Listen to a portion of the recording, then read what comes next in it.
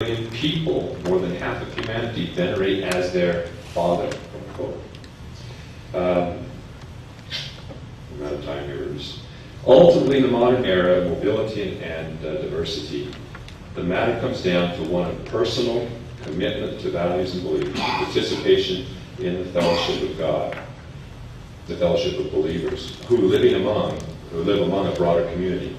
It has less to do with genealogy or bloodlines or tribal affiliation. The Abrahamic covenant, reestablished as the new and everlasting covenant of the gospel of Jesus Christ, extends to all. Those who embrace it become God's people.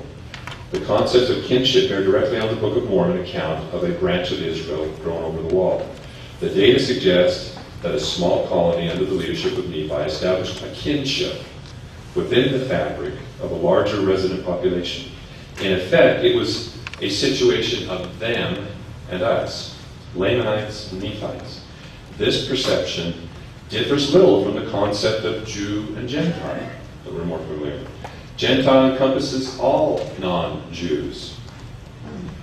With the final destruction of the Nephite kinship, all who remained on the American continents were Lamanites. If this interpretation is correct, then the phrase in the introduction to the Book of Mormon, that after thousands of years all were destroyed except the Lamanites, and they are the principal ancestors of American Indians, is perfectly justified. All Native Americans are in fact descended from these Lamanites, these Gentiles of the record of Nephi's people. Lehi's prophecy to Laman and Lemuel was realized. Their heritage and dissension continued. Their legacy never died out, in the Abrahamic sense, even if their genetic markers may have. We probably will never find a genetic marker for the children of Lehi, or for the children of Abraham, or for the children of God. Ultimately, we are impressed by the realization that the fundamental question of the veracity of the claims of the Book of Mormon lies beyond the canon of DNA research. The final implications of the Book of Mormon as a witness of the prophetic calling of Joseph Smith and as another testament of the beginning of Jesus Christ remains squarely within the realm of individual faith and testimony. Excuse me. Thank you.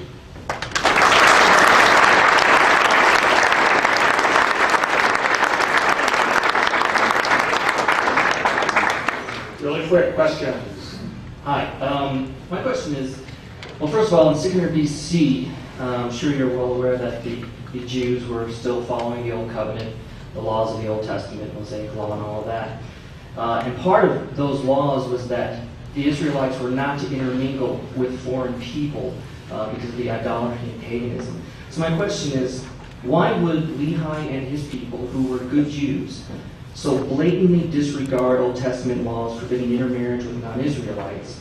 And if they did make such a radical departure from Mosaic law on a large scale, why is it that there is no mention in the Book of Mormon of such a significant anti-Old Testament practice of Lehi's people marrying non-Israelites in the Americas?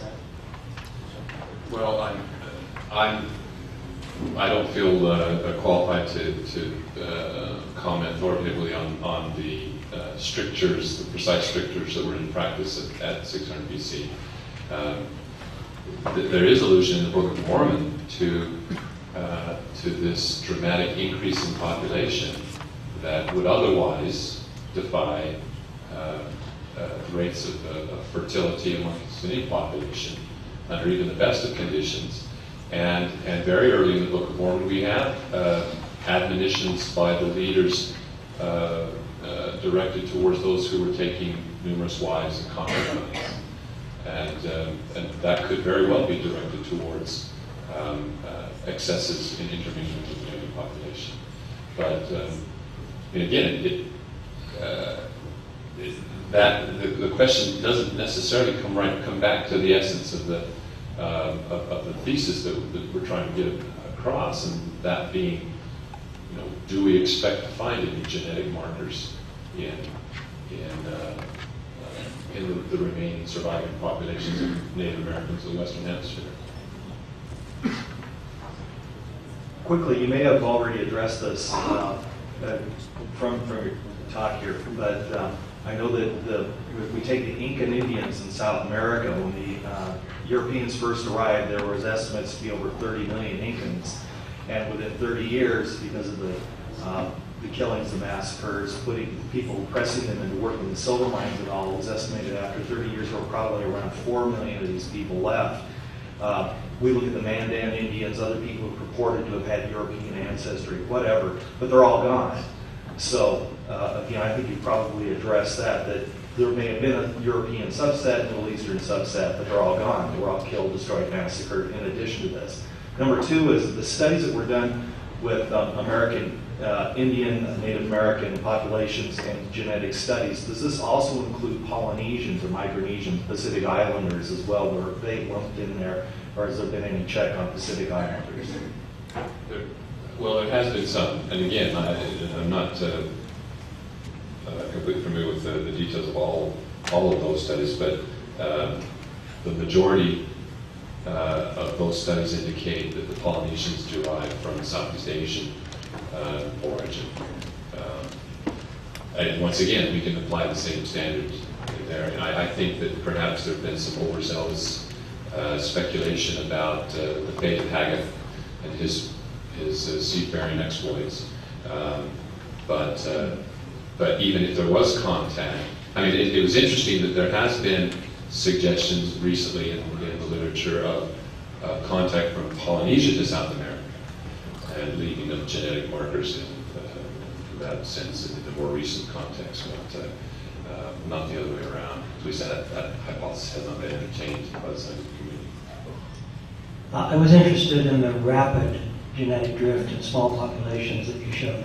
What is the mechanism for that? Does it require either breeding or is it mutation? Or no, it's that's, well, sure. There's mutation and it's just the differential survival of and the differential distribution of gametes.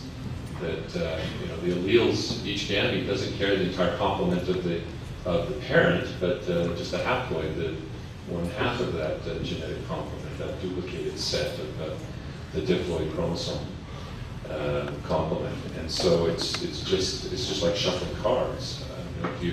If you're constantly going back to the deck and reshuffling, then you're going to get similar hands coming up repeatedly over the long term.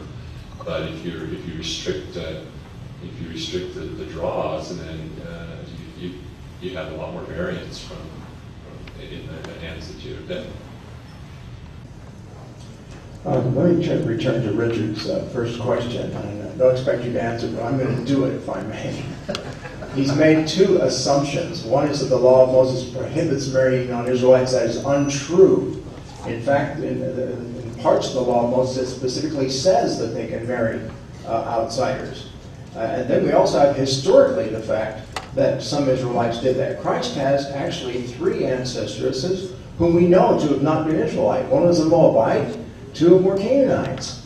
And they're right in the line of Judah. It's in Christ's actual genealogy. The other point where you're wrong, Richard, is that you have assumed that the Israelites in 600 BC were all living the law of Moses.